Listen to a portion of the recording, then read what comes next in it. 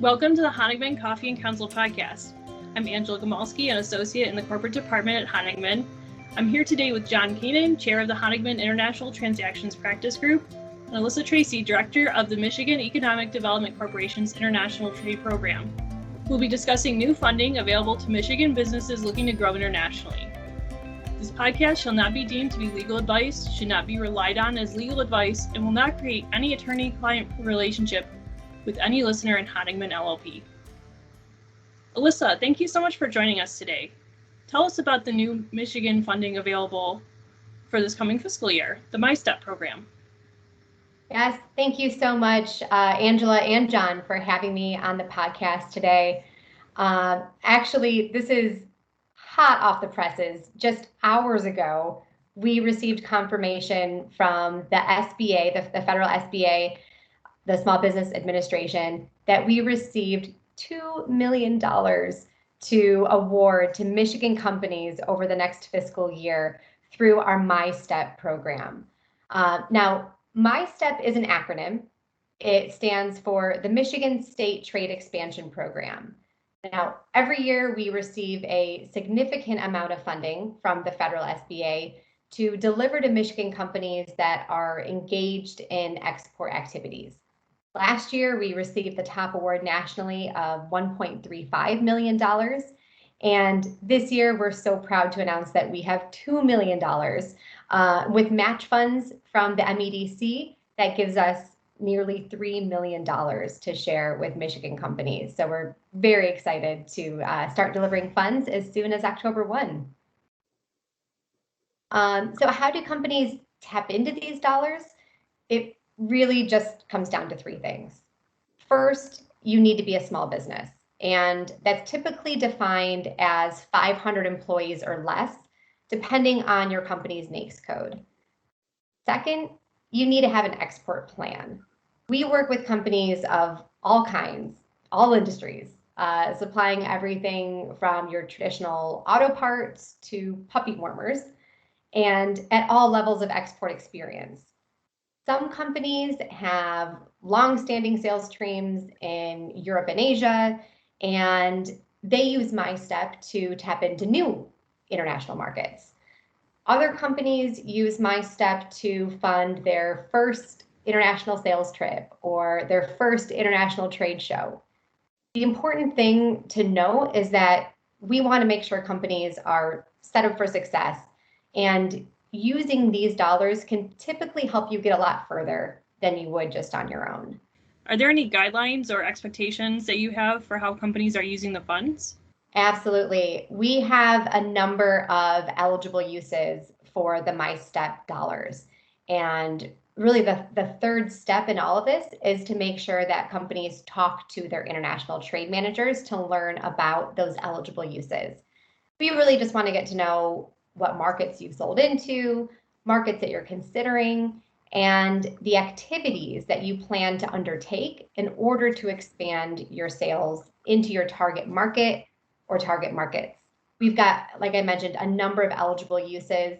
In a typical year, a lot of companies will tap into these dollars to offset participation in a trade show or to fund a sales trip to meet with a prospective new client. For travel-related activities, MyStep will offset 75% of the cost of airfare, hotel, ground transportation. For trade shows, it will cover your booth space or conference fees. Those can really add up when you take all of those costs into account, especially for a small business. We also have a lot of non-travel uses for MyStep, though. In particular, e-commerce. So using a platform like Amazon to sell internationally or integrating an e-commerce system into your own website. Those can be pretty pricey, and MyStep can be used to offset those costs. Digital marketing is another big expense, and I think one that will become increasingly relevant in this digital age. Shipping sample products, website localization, translation of marketing materials, and international compliance testing and certifications are also included in this grant as eligible expenses. One thing to note, companies can apply for up to $15,000 per year in reimbursements. So 75% of your activity's costs up to $15,000 a year. And that's a fiscal year for us at the state. So October 1 through September 30th. That's really helpful, Alyssa. It's really great to know that those funds are out there. John, you're counsel to a number of companies with an international footprint. One of the aspects of this program is being export ready. In your experience, what are the key considerations companies should be thinking about for being export ready and doing business internationally? I'll answer this mostly from a legal perspective. There's a lot of regulation on foreign trade. The key considerations are really, it depends on your kind of good or service you're trading. If it's a technology, you've got to make sure it's not a controlled technology. There's a number of technologies whose export is controlled by the under the commerce control classification. So you got to talk to a lawyer. You got to look at the federal government websites. Make sure that the good or the service, the software, the technology that you are exporting is not controlled. There's also ITAR, which controls the export of military goods. So again, if your goods have a military application, you're going to want to make sure that they're not a controlled product. And then you got to look at where you're sending your products. There's a number of countries and there's a number of persons who are excluded from being able to do business with American citizens. So there's a number of lists that are publicly available that can be searched. You can talk to your attorneys. They can search it for you, but you want to make sure that you're not doing business with an excluded person. And then finally, when you are doing business in foreign countries, it's really important to establish policies and procedures to comply with laws, both local laws and federal laws that come into play when you're doing international business. For example, there's a law in the U.S. called the FCPA, which is the Foreign Corrupt Practices Act.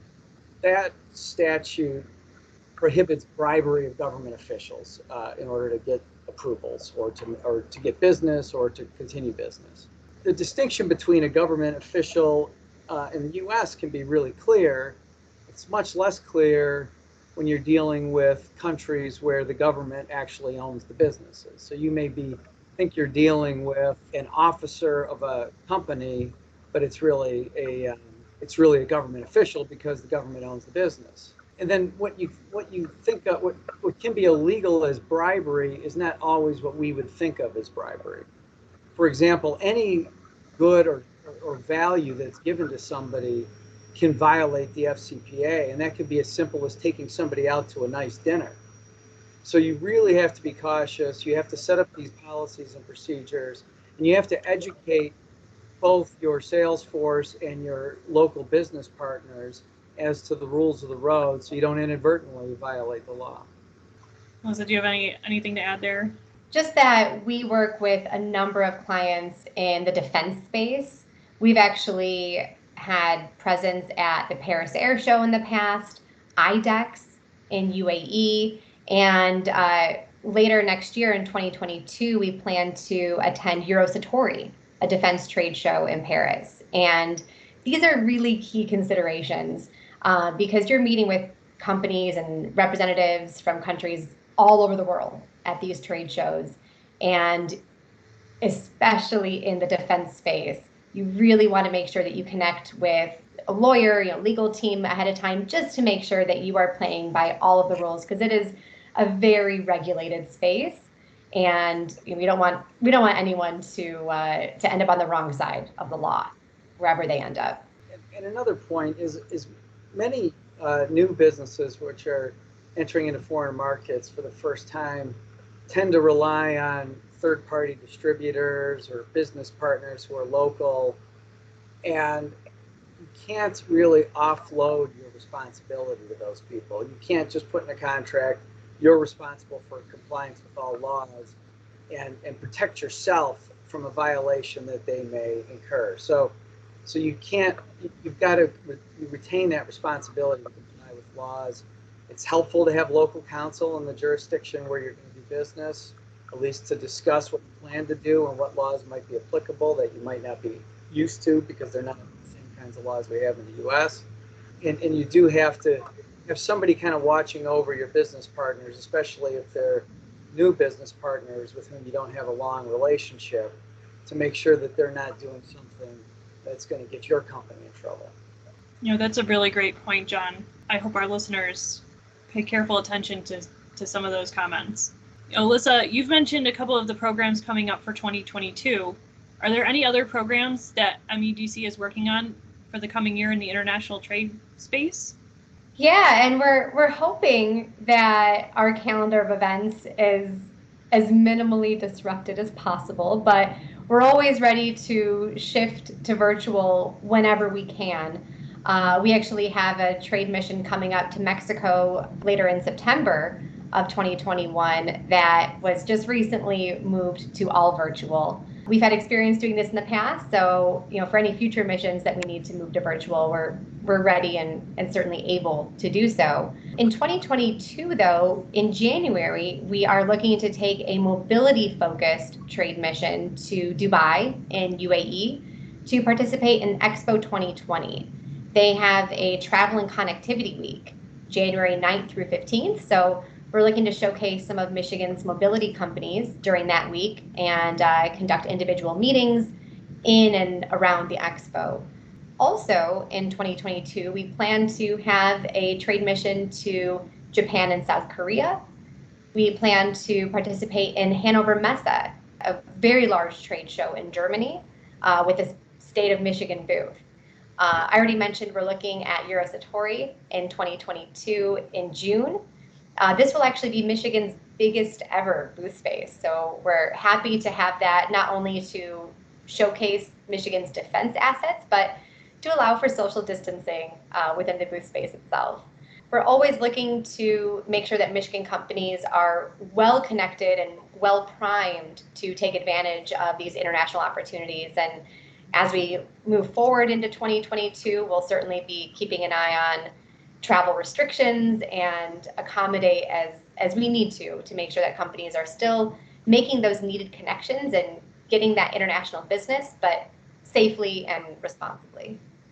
Between supply chain disruptions, the travel limitations, the pandemic has impacted international trade for Michigan businesses in a number of ways. Are there any lessons or key takeaways for our audience? I've got a few. There's a number of, the one thing about these kinds of unexpected events is it causes people to read their contracts. And as soon as the pandemic hit and supply chains began to be disrupted, I began to get calls almost daily asking about force majeure provisions, asking about responsibility for trade hiccups. So it's very important to kind of understand what those clauses are, whose responsibility is, what are the exclusions in your insurance coverage? Do you have business interruption insurance, and does it cover pandemics? I had a few clients who were lucky enough to have added a special rider to their insurance policies covering pandemics. Most others didn't have that kind of a rider. Other issues were goods get held up in a port someplace because they can't offload goods because of the pandemic. And the question is one, do I have to pay for those goods yet? Do I pay when they're shipped or do I pay when they're delivered? Who's responsible for the goods? Do I have any coverage if my customer who needs the goods is unable to receive the goods and has a contract right against me because I didn't receive the goods? So there may not be a lot you can do about some of these things, but it's certainly helpful to have a good understanding of your contracts and to protect yourself where possible. It's not always possible, but there are things you can do within the four corners of a contract to try to get some protections. And I'll just add to that two things. One, on the customs piece, we actually have through the MEDC, we have coverage through our foreign office network in more than 100 countries. And recently, we've seen some customs issues come to the surface through our international trade managers. And one in particular, recently, we had our international office in India support a customs issue for a company that was struggling with a very critical shipment to their business that was delayed. So it's not often, or I guess it's not guaranteed that our international trade centers can facilitate those requests or guarantee that they can solve the customs issue, but sometimes they are able to make a significant difference and help those matters proceed a little bit more quickly than a company may be able to do on their own. Another thing is just generally speaking with logistics issues and troubles that companies may have in generally reaching these new clients now, or even connecting with old clients, is the emphasis on your digital presence. The MyStep grant does cover things like digital marketing, social media, or translating your website, making a new version of your website in a different language that's marketed to an international audience. Really just boosting your international presence online, I think, is really going to be a game changer and help create and maintain some of these international connections for companies that are doing business abroad.